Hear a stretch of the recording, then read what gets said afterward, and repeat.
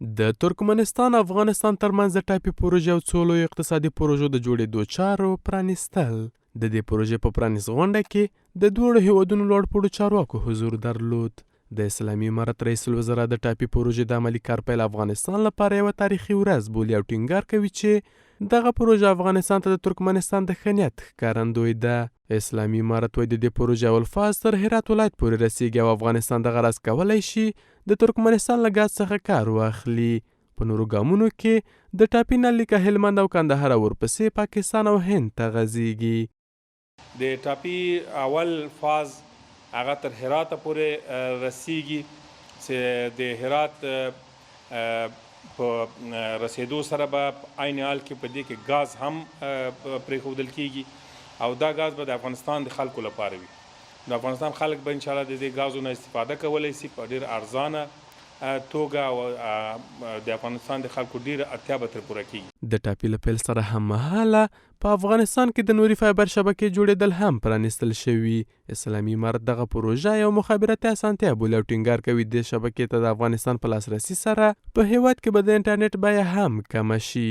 دا پروژه ځان سره نوري برخې هم لري. تنها ټاپي خو د ګازو هغه لوی پایپ لاین داسې تېرېږي، په څنګ کې د فایبر نوري لاین تېرېږي چې هغه هم په دغه پروژه کې برخه ده او ونډه لري او د فایبر د رسېدو سره به افغانستان د نړیوال انټرنیټي جال سره وصل کېږي. په مخابراتي برخه کې به ډېر سهولتونه ایجادېږي. اسلامي امارت همداشان د ټاپ پروژې د لومړي پړاو د پرانیستلو او د نورالجهاد د برېښنا سب سټیشن د فعالیت په تړاو خوښبین دی. داسې الحمدلله د افغانستان خلک نن د دې پروژې د پیل شاهدان دي. د ټولو لپاره د خوشحالۍ ځای ده او موږ ډېر خوښ یو چې وموسو کولی دغه لوی ارمان د خلکو پوره کړی سو چې د ټاپي په غځېدو سره به زرګونه افغانان په کار بوخت سي.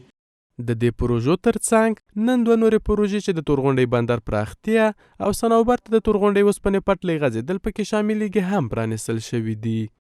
امروز که افتتاح شد 22 کیلومتر از تورغونډۍ به طرف صنوبر ما افتتاح کردیم که انشاءالله کارهای عملیش هم به زودترین فرصت شروع میشه. چرا صنوبر انتخاب کردیم؟ صنوبر نقطه است که ما با خطی که از طرف هرات به مزار میره و از طرف مزار به چین وصل میشیم. له دې سره د ټاپي نل لیکه شاوخوا 1814 کیلومتره اوږدوالی لري چې 814 کیلومتره یې د افغانستان په خاوره کې تیریږي. د دې نل لیکې ظرفیت په کال کې 33 میلیارډ متر مکعب ګازو ته رسیږي چې د هغې 15 میلیارډ متر مکعب په افغانستان کې او پاتې 14 میلیارډ متر مکعب په پاکستان او هند کې لګول کیږي. افغانستان له دې ګاز څخه په ګټنې سره د سلګونه میګاواټه برېښنا د تولید ترڅنګ هر کال شاوخوا $450 میلیون د ترانزیت حق ترلاسه کوي.